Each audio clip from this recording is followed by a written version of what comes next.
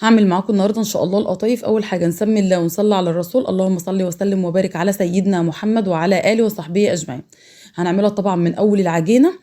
ندخل كده نشوف المقادير والطريقه. اول حاجه في المقادير خدت كده كوبايتين من الدقيق، طبعا لازم تنخلي اي دقيق بتستخدميه لازم تنخليه. هنعمل بس كوبايتين من الدقيق، وده المج الشاي اللي هو المج اللي موجود في اي بيت. خدت عليهم اقل من نص كوبايه من سميد البسبوسه. نزلت كده بمعلقتين صغيرين من النشا. خدت معلقه صغيره من الخميره، واخد نص معلقه صغيره من البيكنج باودر، معلقتين صغيرين من السكر، ورشه ملح بسيطه. بعد كده هنزل عليها بكوبايتين من الميه، هي هتاخد معايا كوبايتين ونص من الميه، بس هناخد كده كوبايتين من الميه. وبعد كده لما تعوز زوديها، يعني ما تحطيش الميه كلها مره واحده. هتفضلي تقلبي فيها كده كويس لحد ما العجينه تنعم معاكي ويبقى القوام بتاعها عامل زي عجينه الكريب كده. خلاص كده تمام، هنقلب فيها كويس.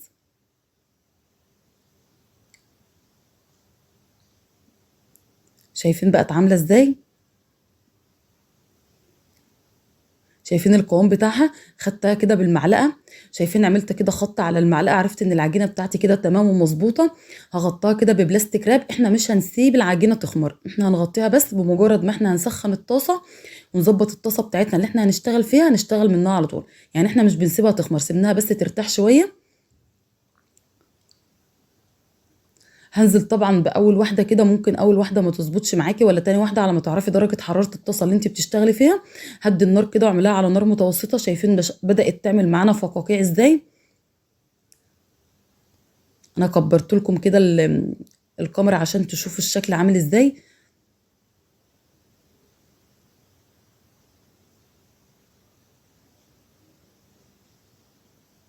شايفين ما شاء الله؟ خلاص كده بقت مستويه معانا، وشايفين لونها من تحت.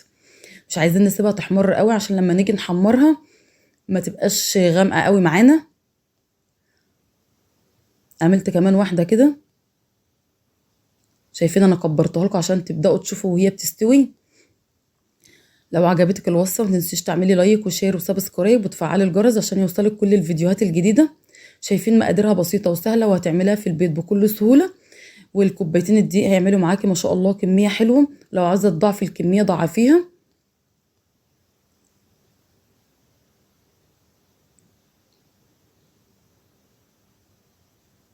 لو انت بتشتغلي وحسيتي ان العجينه تقلت معاكي وانت بتشتغلي فيها كده في الطاسه، فزودي العجينه شويه ميه وقلبيها كده بالمضرب.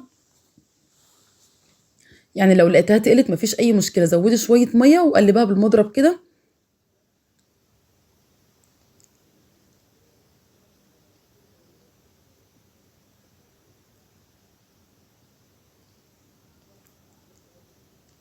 شايفين ما شاء الله شكلها عامل ازاي؟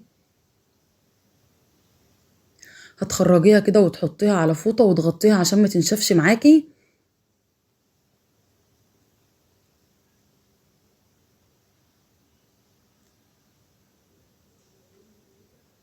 طبعا هنعمل كل الكميه بنفس الطريقه.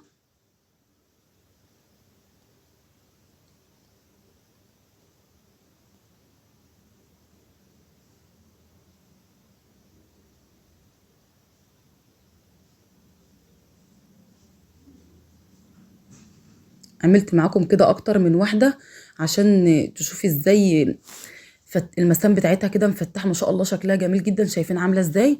طبعا كل ما الطاسه درجه الحراره بتظبط معاكي اللون بيبقى مظبوط. حطيتها كده على فوطه طبعا وغطيتها فوطه نظيفه. بعد كده جبت فول سوداني وجرشته كده في الكبه. خدت عليه جوز هند وزبيب، اي نوع مكسرات عايزه تحشي بيها بقى دي حاجه ترجع لك انتي.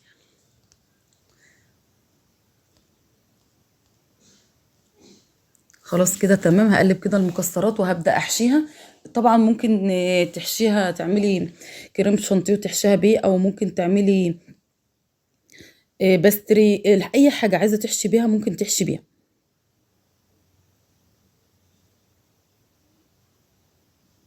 ممكن تحشي كاستر، ممكن لو عايزه تعمليها حادق هتحشي حادق.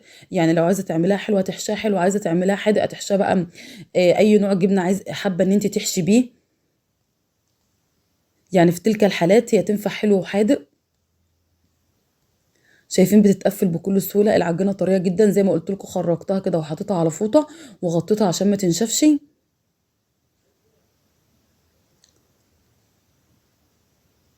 خلاص كده تمام، دي كل الكميه.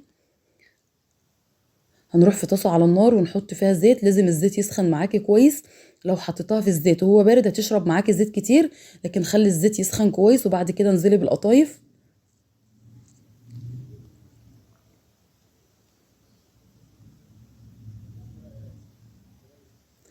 المعلقتين النشا اللي احنا حطيناهم هيدولنا قرمشه. لو انت عايزاها طريه ما تحطيش النشا، هتكون مقرمشه معاكي من بره كده وطريه من جوه.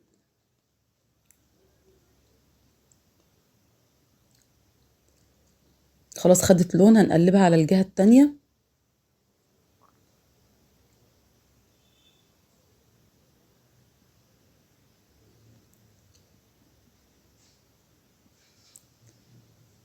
شايفين طبعا هي اللون فاتح عن كده، بس الكاميرا مغمقاه لان كنت بصور بالليل، فالتصوير بالليل مع الاضاءه مغمقه معايا اللون، بس هي اللون فاتح عن كده. هنزل بقى ببقيه الكميه، بس هتاخديها تطلعيها كده وتصفيها من الزيت وتنزلي بقى في السيرب.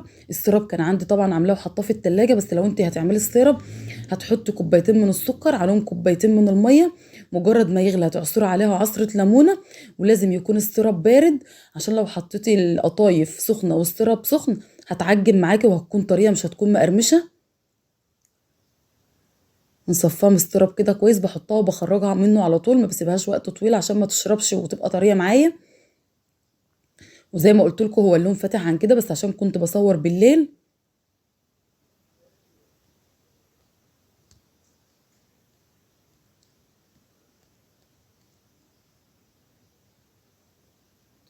خرجيها بقى من السيرب وحطها كده في مصفى علشان تصفي اي زيادة سيرب فيها. شايفين ما شاء الله شكلها عامل ازاي؟ زي ما قلت لكم شايفين، حتى لو لاحظتوا ان اللون هنا فاتح عن ما انا بطلعها من الزيت، لان التصوير والاضاءة طبعا كنا بالليل. كانت مقرمشة جدا، شايفين بقطعها كمان بالسكينة وكانت مقرمشة من بره وطرية من جوه. شايفين شكلها عامل ازاي؟ دي كانت وصفة